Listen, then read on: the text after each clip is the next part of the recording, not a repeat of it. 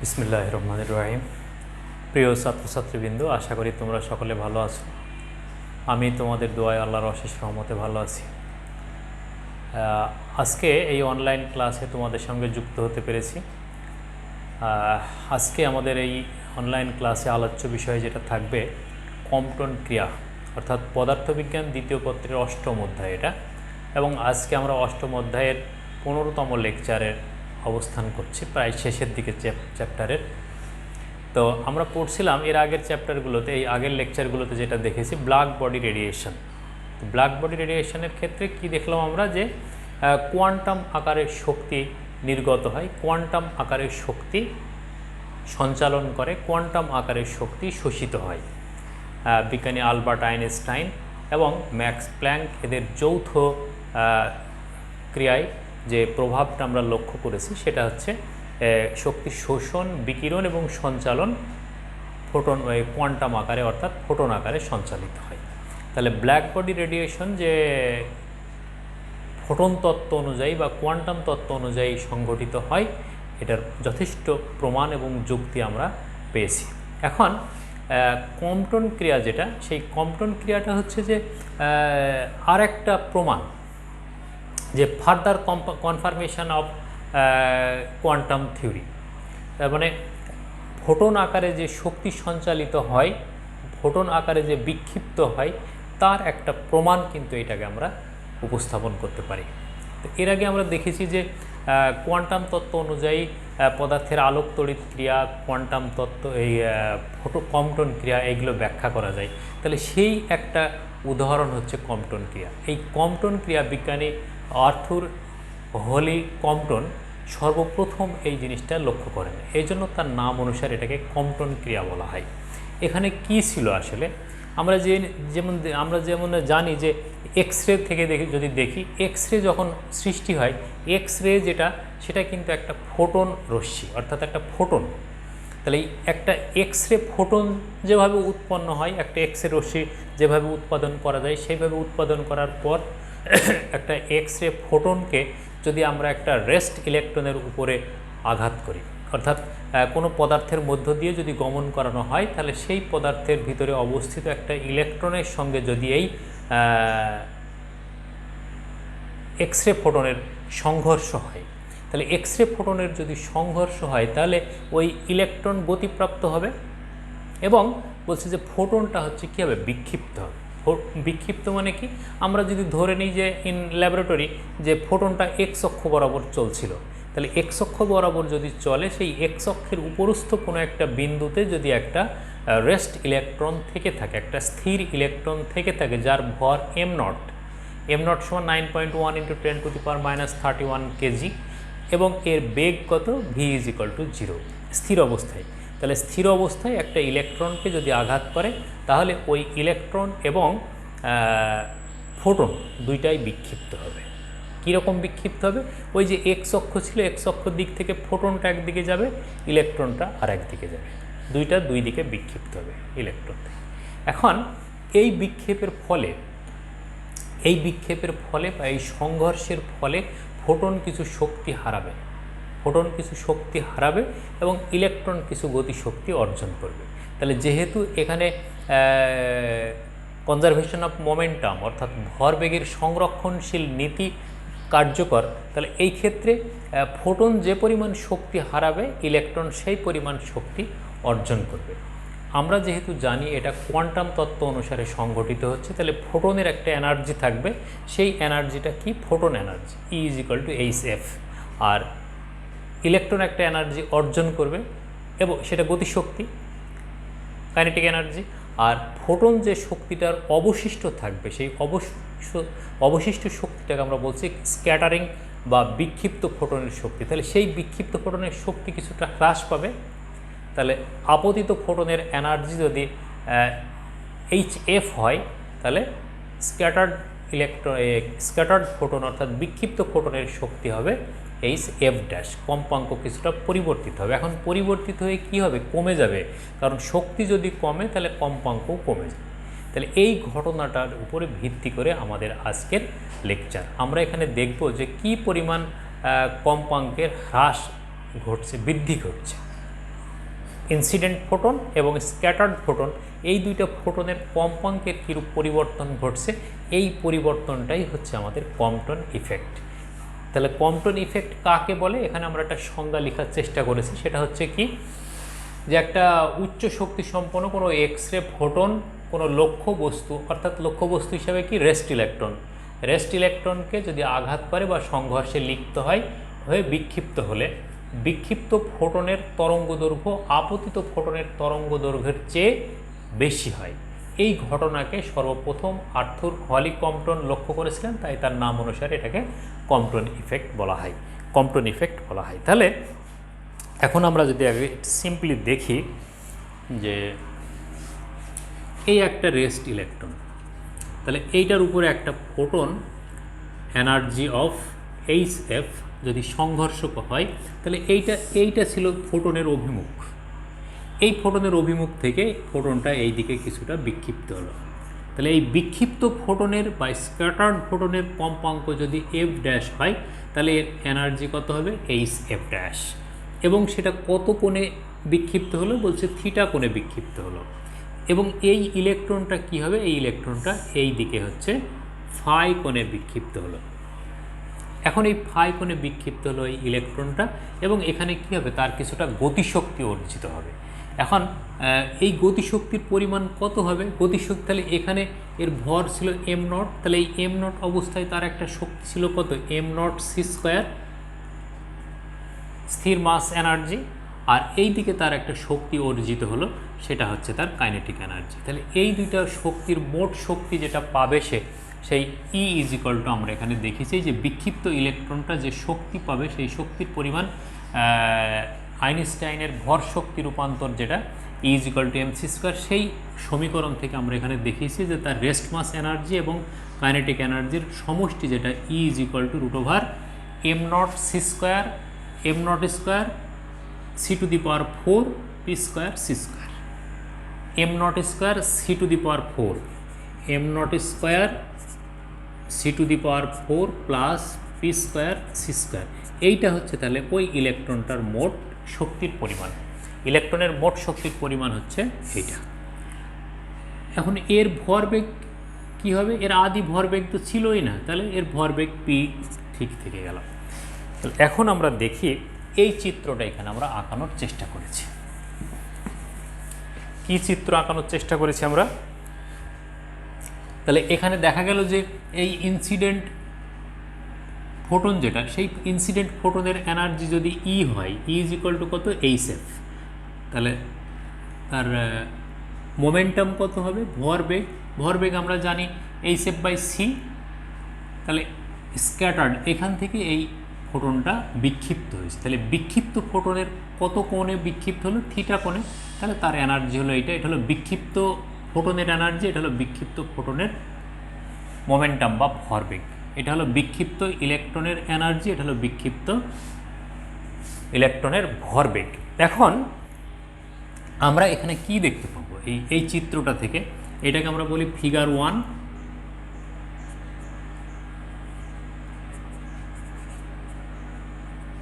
আর এটাকে বলি ফিগার 2।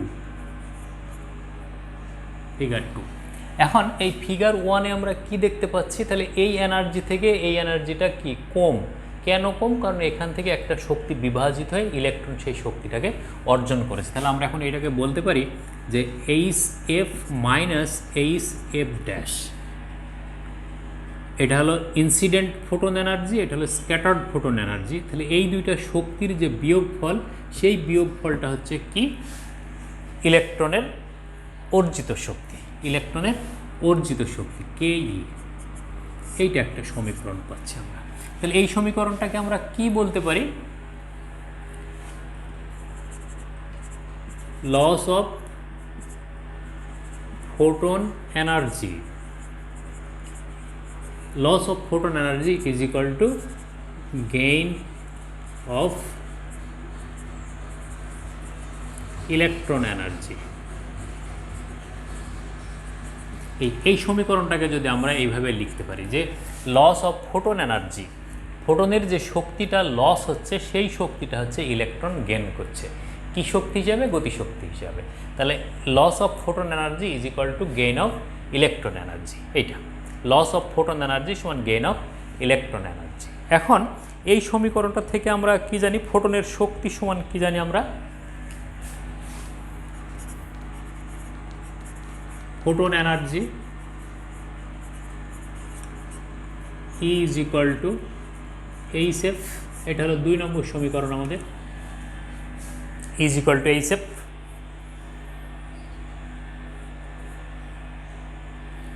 ও এখানে আমরা ভরবেগের মাধ্যমে লিখতে পারি এটাকে, ই ইজ ইকুয়াল টু, এইটা বলতে পারি ই ইজ ইকুয়াল টু পিসি। এটা আমরা থিওরি অফ রিলেটিভিটি থেকে যেটা পেয়েছি, ভরশক্তি সমীকরণ যেটা আইনস্টাইনের। তাহলে E is equal to p c. তাহলে এখান থেকে আমরা ভরবেগ কত পাবো? অতএব মোমেন্টাম, ফোটন মোমেন্টাম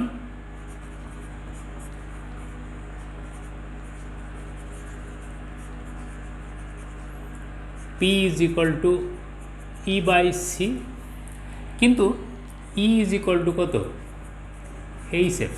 তাহলে ই ইজ ইকুয়াল টু যদি এইচ এফ হয় তাহলে পি ইজ ইকুয়াল টু কত? H F by C.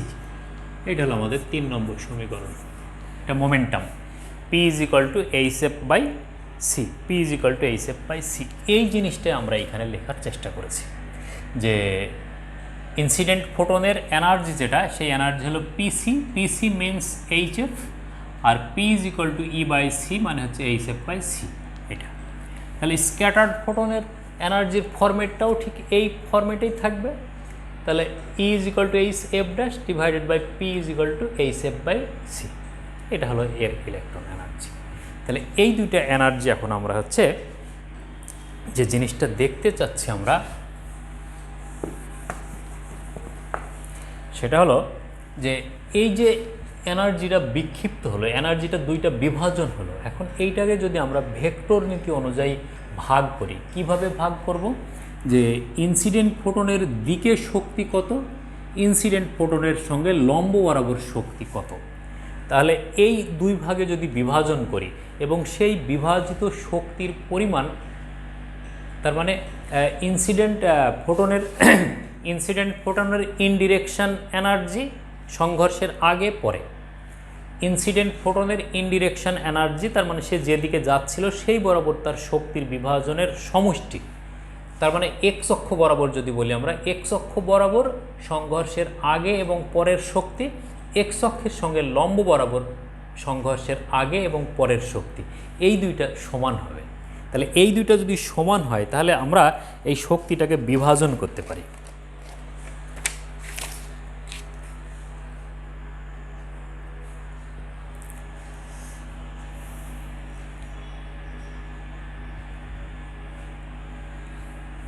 তাহলে এখানে আমরা কি বলবো? যে সংঘর্ষের পূর্বে ফোটনের দিকে এবং লম্ব বরাবর শক্তির সমষ্টি, সংঘর্ষের পরে ফোটনের দিকে এবং তার লম্ব বরাবর শক্তির পরিমাণ সমান হবে, শক্তির পরিমাণ সমান হবে। সেই শক্তিটার বিভাজনটা আমি দ্বিতীয় চিত্রে দেখানোর চেষ্টা করেছি। কীরকম? যে এইটাকে যদি আমরা একটা বিন্দু মনে করি, ও বিন্দু, তাহলে এই ও বিন্দু থেকে ও এক্স হলো কি? তাহলে ও এক্স ছিল আমাদের ইনডিরেকশান ফোটন, অর্থাৎ ফোটনের দিক, এক্স অক্ষ ধরেছি আমরা এটাকে। তাহলে এই এক্স অক্ষ বরাবর ফোটন বিভাজিত হলো কোন বরাবর? এখানে যদি আমরা ফোটন বিভাজন বলি যে ও এ বরাবর আর এটা হলো ও বি বরাবর, তাহলে এই দুইটার এক্স অক্ষ বরাবর শক্তির উপাংশ কত এবং এক্স অক্ষ থেকে লম্ব বরাবর, অর্থাৎ এটার ও এক্স এ বরাবর, এটার এক্স বি বরাবর শক্তির উপাংশ কত। এটা জাস্ট একটা চিত্রের মাধ্যমে আমি দেখানোর চেষ্টা করেছি যে এক্স অক্ষ বরাবর H F dash by C এর উপাংশ কত হবে? তাহলে H F dash by C cos theta, H F dash by C cos theta, H F dash by C cos theta. আর এর লম্ব উপাংশ কত হবে? H F dash by C sine theta. অনুরূপভাবে এর ভরবেগটা কত ছিল? Scattered momentum P. তাহলে এই পিকে যদি দুইটি উপাংশে বিভাজন করি তাহলে ইনডিরেকশন অর্থাৎ এক্স অক্ষের দিকের উপাংশ কত? পি কস থিটা, এবং এক্স অক্ষের সঙ্গে লম্ব বরাবর নিচের দিকে হচ্ছে আমাদের পি সাইন থিটা। এখন কথা হলো সংঘর্ষের পূর্বে এই রেস্ট মাস ইলেকট্রন যেটা ছিল, মানে রেস্ট ইলেকট্রন যেটা, তার মাস m0, তার হচ্ছে ভরবেগ কত ছিল? এর ভরবেগ কত? 0 ছিল। এর ভরবেগ ছিল 0। তাহলে এই 0 ভরবেগটা তাহলে কী হবে? সংঘর্ষের আগে ইলেকট্রনের ভরবেগ 0, সেটা লম্ব বরাবরই হোক আর এক্স অক্ষের দিকেই হোক। তাহলে এইটাকে ধরে নিয়ে আমরা যদি এখন ভরবেগের সংরক্ষণ সূত্র লিখি তাহলে কি হবে? আরেকবার ভালো করে খেয়াল করো, এই সংঘর্ষের পরে সংঘর্ষের অভিমুখটা ছিল এক্স অক্ষ বরাবর, তাহলে এই এক্স অক্ষ বরাবর সংঘর্ষের পূর্বে ভরবেগের সমষ্টি সংঘর্ষের পরে ভরবেগের সমষ্টি সমান এক্স অক্ষের উপর লম্ব বরাবর, তার মানে ফোটনের ডিরেকশনের লম্ব বরাবর, ইনসিডেন্ট ফোটনের লম্ব বরাবর সংঘর্ষের পূর্বে ভরবেগের সমষ্টি সংঘর্ষের পরে ভরবেগের সমষ্টি সমান হবে। এই কনসেপ্টটুকু আমাদের নিতে হবে। তো চলো তাহলে সংঘর্ষের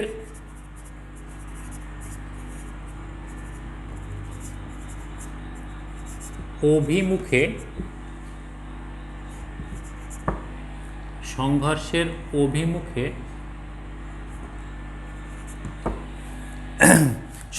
পূর্বে ভরবেগের সমষ্টি সংঘর্ষের অভিমুখে সংঘর্ষের পূর্বে ভরবেগ সমান হলো সংঘর্ষের পরের ভরবেগ। বিফোর মোমেন্টাম আর আফটার মোমেন্টাম। তাহলে বিফোর মোমেন্টামটা কি? সংঘর্ষের পূর্বে ভরবেগ। তাহলে পূর্বে ভরবেগ কত? এইচ এফ বাই সি ফোটনের। তাহলে H F by C plus এটার কত ছিল আমাদের? 0 ইজ ইকুয়াল টু, এটা কোন দিকে দেখছি আমরা? অভিমুখে। তাহলে অভিমুখে এই বরাবর ফোটনের উপাংশটা কত? H F dash by C cos theta, H F dash by C cos theta plus, তাহলে এটার কত? P cos theta, p cos theta. এইটা হলো আমাদের 4 নম্বর সমীকরণ। ঠিক আছে। ইন ডিরেকশন ইনসিডেন্ট ফোটন, আপতিত ফোটনের অভিমুখে সংঘর্ষের পূর্বে ভরবেগের সমষ্টি সংঘর্ষের পরের ভরবেগের সমষ্টি। ওকে। তাহলে সংঘর্ষের লম্ব দিকে সংঘর্ষের লম্ব দিকে, তাহলে সংঘর্ষের লম্ব দিকে কি হবে? সংঘর্ষের পূর্বে ভরবেগ সংঘর্ষের পরে ভরবেগ, সংঘর্ষের পূর্বে ভরবেগ সংঘর্ষের পরে ভরবেগ। তাহলে এখানে আমরা কি বলবো? সংঘর্ষের পূর্বে ভরবেগ সংঘর্ষের পরে ভরবেগ। তাহলে সংঘর্ষের পূর্বে ভরবেগ, এই ইনসিডেন্ট ফোটনের সংঘর্ষের পূর্বে ভরবেগ কত ছিল? সংঘর্ষের পূর্বে ভরবেগ কত? 0। ইলেকট্রনের সংঘর্ষের পূর্বে ভরবেগ কত? 0। কোন বরাবর? অভিলম্ব দিকে। এই ফোটনটা তো যাচ্ছে এক্স অক্ষ বরাবর, তাহলে এক্স অক্ষ বরাবর যদি সে গতিশীল হয় তাহলে এই লম্ব দিকে তার শক্তির উপাংশ কত ছিল? শক্তির উপাংশ ছিল 0, আর এর তো মোট শক্তি 0 এইটা। তাহলে এইটা ইজ ইকুয়াল টু, তাহলে কত হবে? তাহলে এক্স ডিরেকশন থেকে উপরের দিকটাকে যদি আমরা পজিটিভ দিক বলি তাহলে এইটার দিক কত? H F dash by C sine theta, H F dash by C sine theta, আর এটা কিন্তু বিপরীত দিকে, তাহলে মাইনাস পি সাইন থিটা। এটা হলো 5 নম্বর। দেখো, সংঘর্ষের পূর্বে ফোটনের অভিমুখের লম্ব বরাবর শক্তি। তাহলে সংঘর্ষের পূর্বে ফোটনের লম্ব বরাবর কোনো শক্তি ছিল না, ফোটনের তো নির্দিষ্ট দিকেই ছিল, তার ওটা এক্স অক্ষর দিকে। তাহলে এক্স অক্ষের লম্ব বরাবর তো তার এনার্জির পরিমাণ কত? 0, আর এর তো রেস্ট মাস এনার্জি বা মোমেন্টাম 0ই ছিল, তাহলে এই দুটো 0। তাহলে সেই 0 সংঘর্ষের পরে হচ্ছে এদের কত হচ্ছে? তাহলে সংঘর্ষের পরে এইটার উপরের দিকে কত? H F dash by C sine theta, এটা নিচের দিকে হচ্ছে পি সাইন থিটা। তাহলে দুইটা একই দিকে যদি আমরা করে নিই তাহলে উপরেরটা মাইনাস নিচেরটা। এই তাহলে এই হলো আমাদের শক্তির পরিমাণ, এই ভরবেগের সংরক্ষণশীল নীতিটাকে আমরা দুইভাবে ব্যবহার করলাম, in direction photon and perpendicular to the photon, in direction photon and perpendicular to the photon. এই 4 এবং 5 নাম্বার সমীকরণকে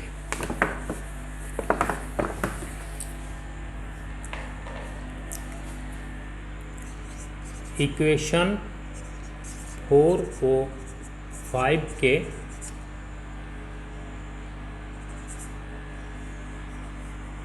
ইকুয়েশন 4 এবং 5 কে সি দ্বারা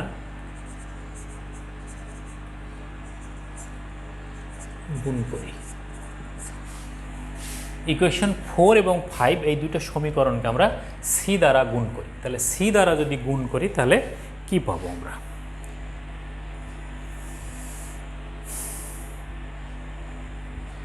এই সমীকরণটাকে প্রথমে এইটাকে সি দ্বারা গুণ করি। তাহলে সি দ্বারা যদি গুণ করি, এই সি আর এই সি কেটে গেল, এই সি কেটে গেল, এদিকে থাকবে কত? পিসি। তাহলে পিসি ইজ ইকুয়াল টু কত পাবো আমরা? PC cos theta, PC cos theta is equal to তাহলে কত পাবো আমরা?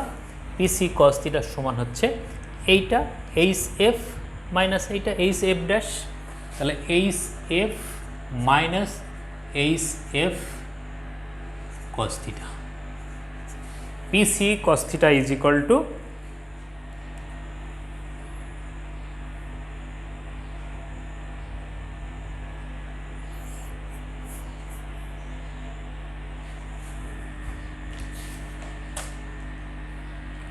theta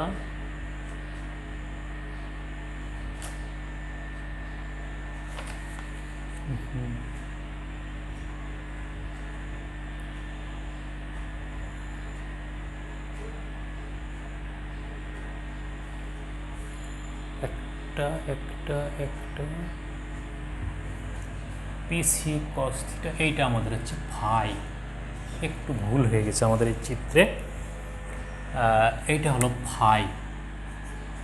তাহলে এটা যদি ফাই হয় তাহলে এটাও হচ্ছে আমাদের ফাই, এই ফাই। তাহলে ফাই যদি হয় তাহলে আমাদের এই সমীকরণে পি কস থিটা, যেটা পি কস ফাই হবে, পি কস ফাই, আর এটা তাহলে হবে আমাদের minus p sine phi, sine phi. ঠিক আছে, তাহলে চলো জাস্ট এইটুকু আমাদের হবে। তাহলে কত? এটা কস ফাই, কস ফাই। তাহলে PC cos theta is equal to আমরা যেটা পাবো PC cos phi, sorry PC cos phi, PC cos phi এইটা সমান পাবো। তাহলে এটা PC cos theta, H cos theta. একবার কাটাকাটি হয়ে গেলে বারবার ভুলের দিকে চলে যায়, তাই না? তাহলে এটা হলো 6 নাম্বার সমীকরণ। তাহলে এই সমীকরণটাকে কি করলাম আমরা? সি দ্বারা গুণ করলাম। সি দ্বারা গুণ করলে এটা কত হবে? PC cos phi. তাহলে PC cos phi is equal to এই এইচ এফ মাইনাস এটাকে এই দিকে নিয়ে আসলাম। তাহলে H F dash cos theta, H F dash cos theta. তাহলে এটা পেলাম আমরা 4 নাম্বার থেকে। এটা হলো ফ্রম 4, 4 নাম্বার থেকে। আর 5 নাম্বার থেকে তাহলে আমরা কি পাবো? 5 নাম্বার থেকে যেটা পাবো, তাহলে এইটাকে যদি আমরা সি দ্বারা গুণ করি তাহলে কত হবে? পিসি সাইন ফাই। ডান পক্ষেরও এটা যদি আমরা বামে নিয়ে আসি তাহলে PC sine phi is equal to, তাহলে এটাকে যদি আমরা এদিকে নিয়ে আসি সি দ্বারা গুণ করলে পিসি সাইন ফাই, সিসি কেটে গেল, তাহলে H F dash sine theta, H F dash sine theta. এটা হলো 7 নম্বর সমীকরণ। এটা পেলাম আমরা 5 নম্বর থেকে। তাহলে PC sine phi is equal to H F dash sine theta. এটা হলো 6 নম্বর, এটা হলো 7 নম্বর। এখন আমরা এই দুইটা সমীকরণকে বর্গ করি এবং যোগ করি, 6 এবং 7 নম্বরকে। এখন কিন্তু আমরা ক্যালকুলেশনের দিকে যাচ্ছি। তাহলে এই 6 এবং 7কে যদি আমরা বর্গ করি এবং যোগ করি, 6 ও 7 নম্বরকে বর্গ করি এবং যোগ করি, বর্গ করি এবং যোগ করি তাহলে কি হবে? তাহলে এই দিকটা কত হবে? P c square p square C square into cos square phi plus sine square phi is equal to, তাহলে এই দিকটা কত হবে? তাহলে আমাদের এই দিকটা হবে তাহলে এইচ এফ এর হোল স্কোয়ার তার মানে এইটা স্কোয়ার ছিল, h f is whole square minus 2 H F dash cos theta 2ab plus এইটা স্কোয়ার, তাহলে এইটা স্কোয়ার প্লাস এইটা স্কোয়ার, তাহলে H F dash square cos square theta H F dash square sine square theta, তাহলে এইটাকে আমরা বলবো plus H F dash square into cos square theta plus sine square theta. এই তাহলে এই দিকটা বাম দিকটা কত হবে আমাদের এখন? তাহলে p square C square is equal to এইটার এটা থেকে গেল, তাহলে H F dash square minus 2 H F dash cos theta plus H F dash whole square, এইটা হয়ে গেল আমাদের তাহলে 8 নম্বর সমীকরণ এটা। ঠিক আছে, তাহলে এই 8 নম্বর সমীকরণটা আমরা এই কম্পটনের এই ক্রিয়া থেকে পেলাম। এখন থিওরি অফ রিলেটিভিটি, যেটা আমাদের ভর শক্তি সমীকরণ যেটা ছিল, তাহলে সেই ইলেকট্রনের শক্তি থেকে যদি আমরা দেখি, এই ইলেকট্রনটা যখন স্ক্যাটার্ড হলো, সেই ইলেকট্রন স্থির অবস্থান থেকে গতিশীল অবস্থায় আসলো, তাহলে স্থির অবস্থান থেকে গতিশীল অবস্থায় আসলে তার মোট শক্তির পরিমাণ কি হবে? এই ইলেকট্রনটার স্থির এনার্জি প্লাস গতিশক্তি। তাহলে আমরা ইলেকট্রনের মোট শক্তি কিভাবে পাবো?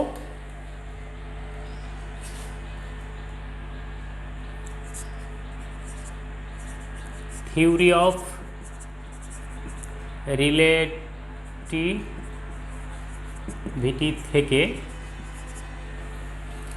রিলেটিভিটি থেকে কি পাবো আমরা? মোট শক্তি E ইজ ইকুয়াল টু, মোট শক্তি E সমান কি ছিল আমাদের? স্থির ভর শক্তি, তার মানে m0 c square plus KE, এইটা ছিল m0 c square plus KE, তার মানে গতিশক্তি প্লাস বিভব শক্তি। এই সমীকরণটা হচ্ছে আমাদের 9 নম্বর সমীকরণ। আর এখানে কি পেলাম আমরা? মোট শক্তির পরিমাণ E ইজ ইকুয়াল টু এইটা, এবং E is equal to root over m0 square c to the power 4 plus p square C square. এটা হলো 10 নম্বর সমীকরণ। ঠিক আছে, একটা 9 নম্বর, একটা 10 নম্বর সমীকরণ পেলাম আমরা। এই প্রতিপাদনটা আমাদের 11 নম্বর লেকচারে যেখানে E is equal to mc square প্রতিপাদন করা আছে, সেখানে এইটাকে প্রতিপাদন দেখানো আছে, সামান্য একটা প্রতিপাদন। সেই প্রতিপাদনটা যদি কারোর কনফিউশন হয়, এটা বুঝতে একটু সমস্যা হয়, তাহলে ওখান থেকে তোমরা একটু দেখে নিও। এখন এই 9 আর 10 নম্বর সমীকরণ সমান, তাহলে এই দুটো সমীকরণ যদি সমান হয়, তাহলে এটা সমান এইটা। এখন আমরা কি করি? এইটাকে বর্গ করি এবং দুটাকে সমান করে দিই। তাহলে যেহেতু 9 আর 10 সমান, তাহলে আমরা কি বলবো? 9 ও 10 নম্বর থেকে কি পাবো? তাহলে এটাকে বর্গ করে দিই, তাহলে m0 c square plus KE এইটার square is equal to m0 square c to the power 4 plus p square C square. এটা পেলাম আমরা। ঠিক আছে,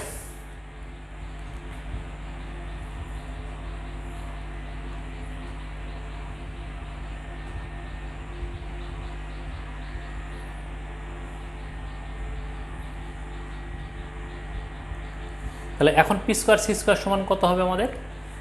বা এই দিকটাকে যদি আমরা একটু লিখি, তাহলে একবার আমরা বলতে পারি এটাকে P square C square is equal to, তাহলে এইটাকে যদি করি কত হবে?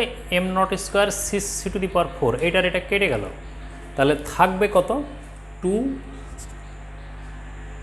KE into m naught C square, m naught C square plus KE square, এটা থাকবে। ঠিক আছে, এটা থাকবে। তাহলে p square C square 2 KE 2 M naught KE plus KE square, এটা হলো আমাদের 11 নম্বর সমীকরণ। এখন এই 11 নম্বর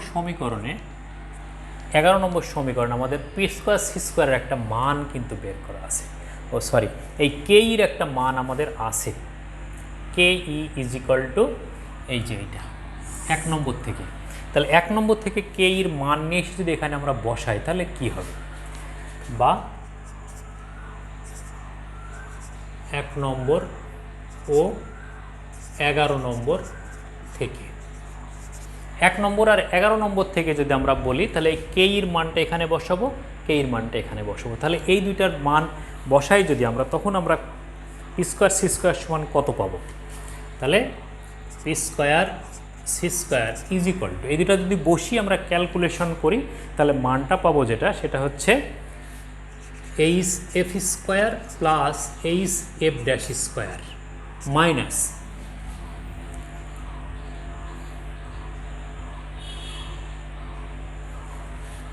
মাইনাস 2 এইচ এফ ড্যাশ বিয়োগ হয়ে যাচ্ছে, প্লাস সাথে কি থাকবে আমাদের,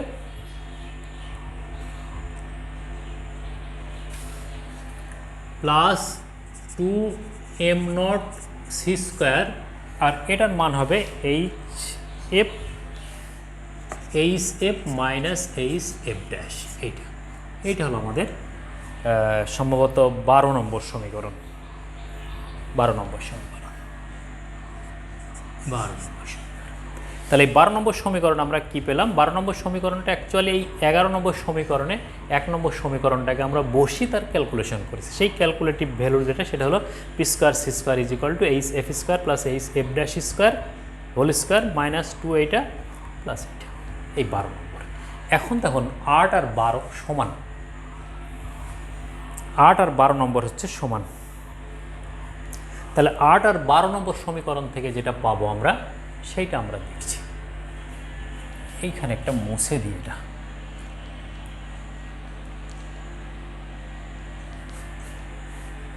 এটা মুছে দিই।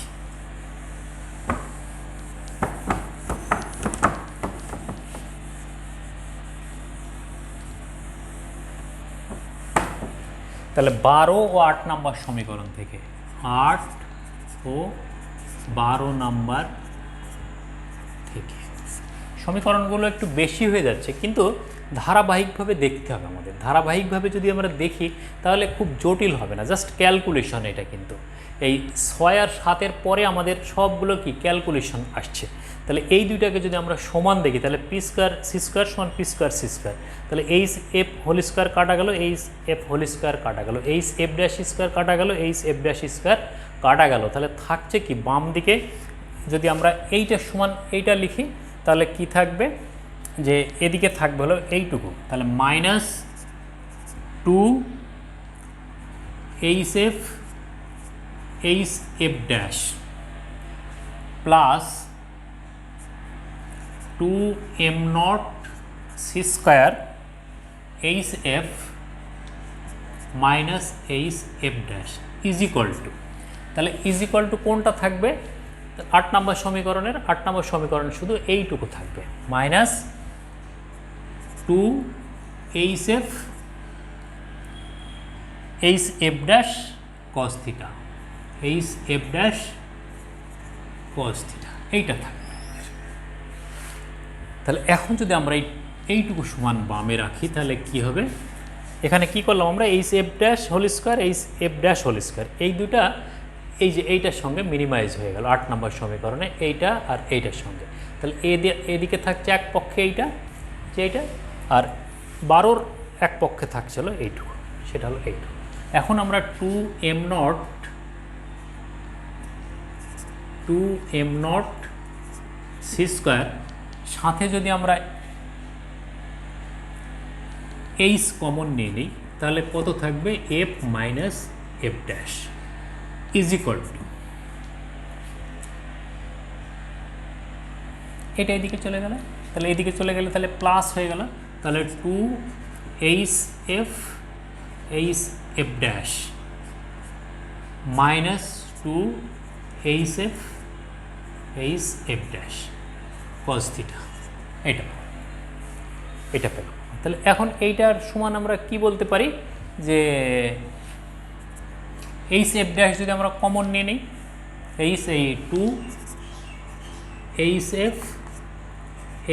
এফ ড্যাশ যদি আমরা কমন নিয়ে নিই তাহলে কত থাকবে ওয়ান মাইনাস কস থিটা, তাহলে এইটার আমরা নাম্বার দিলাম হচ্ছে 13 নম্বর সমীকরণ। 13 নম্বর, এই 13 নম্বর সমীকরণটাকে 13 নম্বর সমীকরণকে যদি আমরা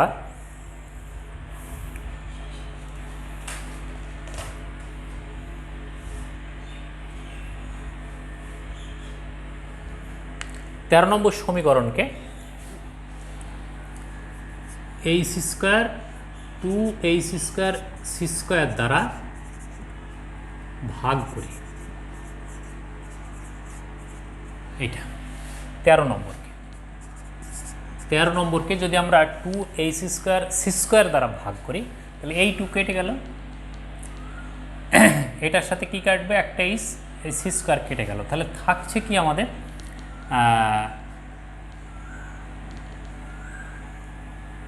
এই বাম পক্ষে যেটা দেখি আমরা m naught C square by h যদি আমরা নিই তাহলে কি থাকবে, একটা এইচ কেটে গেল, একটা এইচ থেকে গেল, সি স্কোয়ার, দুইটা সি স্কোয়ার নিচে কিন্তু থেকেই গেল, সেই সি স্কোয়ার দুইটাকে যদি আমরা সিকে যদি এইখানে রেখে দিই তাহলে কি হবে, এফ বাই সি এবং এফ ড্যাশ বাই সি,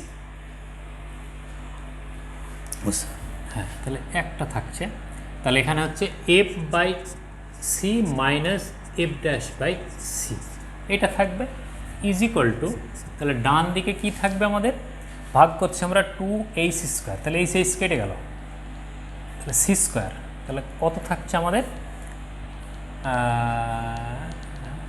তাহলে টু কেটে গেল, এইচ স্কোয়ার কেটে গেল, তাহলে থাকছে আমাদের এফ বাই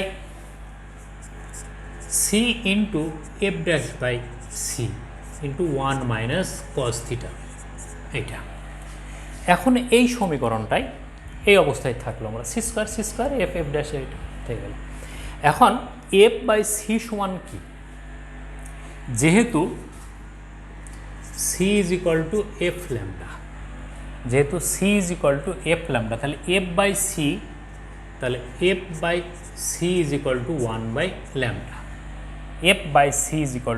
বাই ল্যামডা, তাহলে এই সমীকরণটাকে আমরা কি বলতে পারি,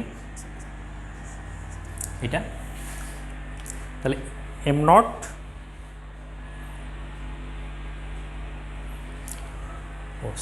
এখানে এম নট সি স্কোয়ার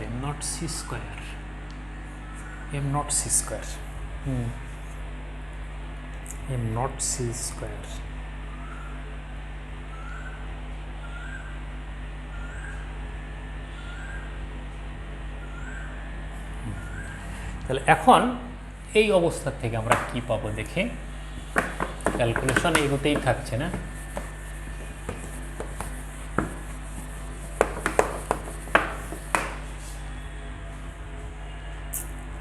তাহলে এখন আমরা কি বলবো, এম নট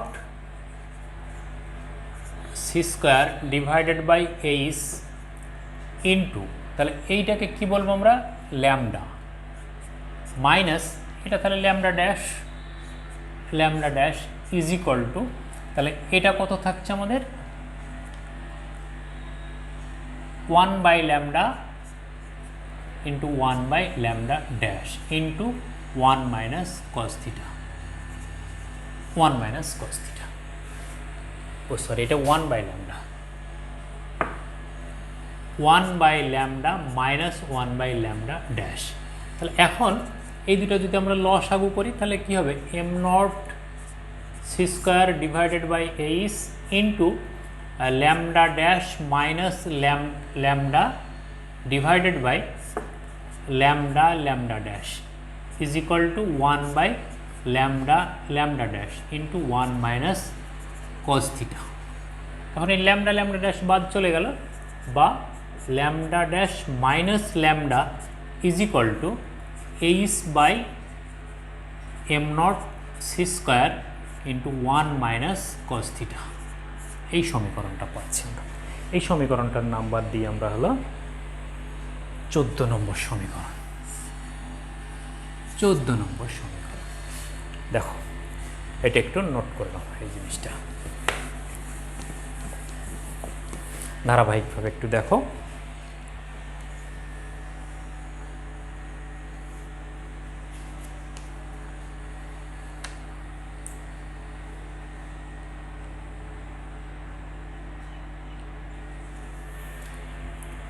এই জায়গার ক্যালকুলেশনটা আবার একটু আমরা মিসিং করেছি, যেটা এইটা এটা এম নট সি ভাগাভাগি করলে, তাহলে এটা এম নট সি হলে এটাও এম নট সি, তাহলে এটাও এম নট সি,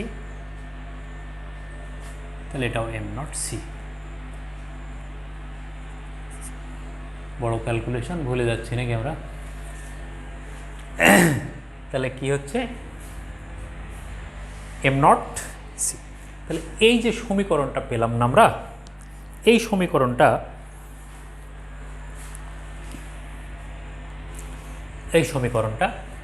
সমীকরণটাই হচ্ছে তাহলে কম্পটন ইফেক্ট নামে পরিচিত। কম্পটন ইফেক্ট বলে। এইটা 1920 সালের দিকে, 1920 সালের প্রথম দিকে ওই যে আর্থুর হলি কম্পটন, এটা সর্বপ্রথম তিনি এক্সপ্রেশন করেছিলেন এই সমীকরণটাই, এই জন্য তার নাম অনুসারে এটাকে কম্পটন ক্রিয়া বলা হয়। এখন এই কম্পটন ক্রিয়াটা কি আসলে? কম্পটন ক্রিয়াটা হচ্ছে একটা ফোটন এনার্জি যখন যাচ্ছে, সেই ফোটন এনার্জিটাই স্ক্যাটার্ড হয়ে সে কিন্তু ফোটন হিসাবেই থেকে যাচ্ছে। তার মানে এটা যেহেতু একটা কোয়ান্টাম, এটাও একটা কোয়ান্টাম, তাহলে এটা কি কোয়ান্টাম তত্ত্বের একটা স্ট্রং এভিডেন্স। তাহলে Compton effect is the strong evidence of quantum theory, the another strong evidence.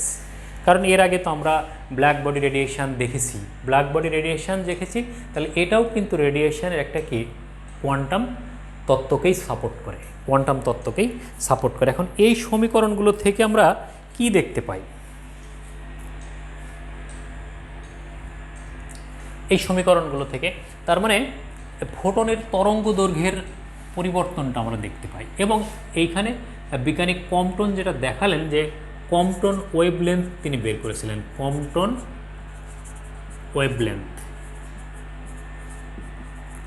Wavelength, এটাকে ল্যামডা সি, এই ল্যামডা সি এর মান তিনি দেখালেন h by m naught c. এইটা ছিল আমাদের কম্পটন ওয়েভলেন্থ। এটা ছিল আমাদের কম্পটন ওয়েভলেন্থ। তাহলে এই সমীকরণগুলো থেকে আমরা এই 14 নম্বর সমীকরণটা থেকে কি পেতে পারি? কম্পটন ওয়েভলেন্থ পেতে পারি আমরা,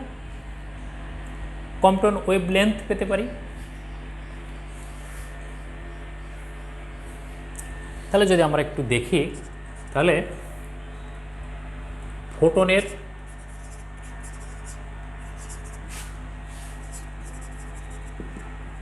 তরঙ্গ দৈর্ঘ্যের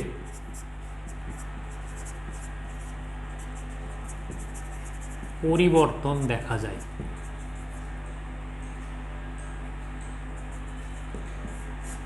কম্পটনের তরঙ্গ দৈর্ঘ্যের পরিবর্তন দেখা যায়।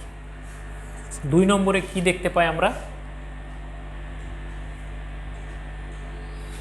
কম্পটন ওয়েভলেন্থ ল্যামডা সি বের করতে পারি আমরা। Compton wavelength lambda c is equal to h by m naught c. তাহলে একটা ইলেকট্রনের জন্য এর মান কত হবে? একটা ইলেকট্রনের, ফর অ্যান ইলেকট্রন, এই ফর অ্যান ইলেকট্রনের ল্যামডা সি কত হবে কম্পটন ওয়েভলেন্থ? তাহলে 6.63 into 10 to the power minus 34 divided by m নটের মান হচ্ছে 9.1 into 10 to the power minus 31 into 3 into 10 to the power 8। সমান হচ্ছে কত পাওয়া যাবে, এটাতে খুব ক্যালকুলেটিভ একটা মান পাওয়া যাবে, সেটার মান হবে তাহলে আমাদের 2.426 ইন্টু 10⁻⁻12 মিটার। তাহলে এটা একটা রিকগনাইজড ওয়েভলেন্থ পাওয়া যাবে, যেটাকে আমরা পরিমাপ করতে পারি, এটা পাওয়া যেতে পারে।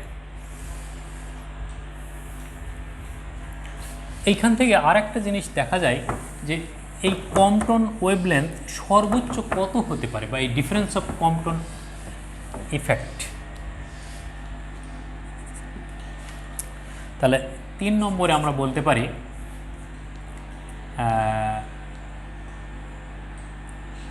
ফোটনের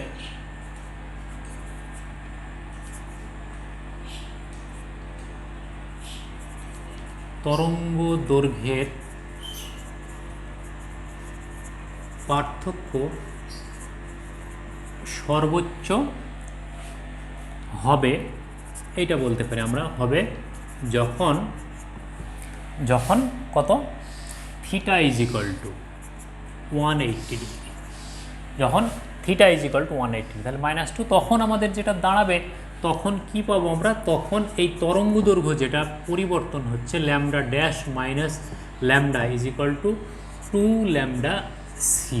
তার মানে তখন এদের তরঙ্গ দৈর্ঘ্যের পার্থক্যটা হবে কি, কম্পটন তরঙ্গ দৈর্ঘ্যের দ্বিগুণ, কম্পটন তরঙ্গ দৈর্ঘ্যের দ্বিগুণ। কম্পটন তরঙ্গ দৈর্ঘ্য একটা ইলেকট্রনের জন্য কত, 2.426, তাহলে এইটা তখন হয়ে যাবে 4.84, এরকম একটা মান পাবো। তার মানে এর দ্বিগুণ, ল্যামডা সি এর দ্বিগুণ একটা মান আমরা পাবো।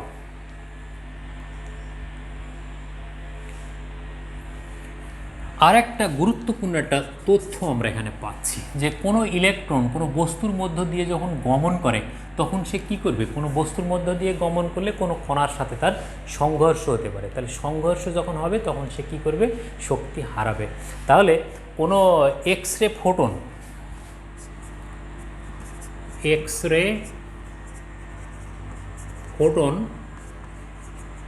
কোনো বস্তুর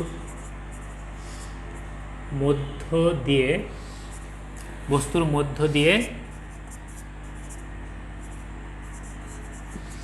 গমন করলে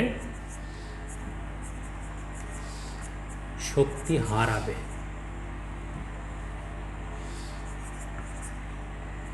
কতটুকু শক্তি হারাবে, ওই যে HF minus HF dash is equal two E। তার মানে এই ইলেকট্রন যে পরিমাণ শক্তি অর্জন করবে সে সেই পরিমাণ শক্তি হারাবে। তাহলে এই শক্তি হারানো যেটা HF ড্যাশ, এই HF ড্যাশটা এটাও কিন্তু হচ্ছে সেই ফোটন তত্ত্বেরই একটা প্রমাণ বা বহিঃপ্রকাশ। তাহলে এই হলো আমাদের মোটামুটি কম্পটন ক্রিয়ার একটা আলোচনা, একটা দীর্ঘ আলোচনা। এই আলোচনা থেকে আমরা যেটা দেখলাম যে কম্পটন ক্রিয়া যখন সংঘটিত হবে তখন কি হবে, কোনো বস্তুর মধ্য দিয়ে বা কোনো পদার্থের মধ্য দিয়ে যদি আমরা একটা ফোটন, এক্স-রে ফোটনকে যদি আমরা ট্রান্সমিট করাই, তাহলে সেই এক্স-রে ফোটন একটা বস্তুকণার সঙ্গে সংঘর্ষ হবে, হলে ওই ফোটন কিছু পরিমাণ শক্তি লস করবে। যে লস শক্তিটা হবে সেই শক্তিটা কী হবে, ইলেকট্রন সেই শক্তিটাকে গেইন করবে। তাহলে এই দুইটা শক্তির সমষ্টি ইনসিডেন্ট ফোটন যেটা, তার শক্তির সমান হবে। যেহেতু শক্তি কিছু লস করছে, তাহলে যখনই শক্তি কিছু লস করবে তখন তার তরঙ্গ দৈর্ঘ্য কী হবে, বৃদ্ধি পাবে। কারণ তরঙ্গ দৈর্ঘ্য যত বেড়ে যায় কম্পাঙ্ক তত কমে যায়, কম্পাঙ্ক কমে গেলে ফোটন এনার্জি লস করে। তাহলে এইখান থেকে আমরা এই দুইটা ফোটনের, অর্থাৎ স্ক্যাটার্ড ফোটন এবং ইনসিডেন্ট ফোটনের তরঙ্গ দৈর্ঘ্যের তুলনা করতে পারি, এবং এই তুলনা করে দেখছি যে এর যে শক্তি লস হচ্ছে সেই লসটাও হচ্ছে কি একটা কোয়ান্টাম আকারে। অতএব the Compton effect is the strong evidence of quantum theory. Okay, ভালো থাকো সবাই, সুস্থ থাকো, এ কামনায়। আল্লাহ হাফেজ।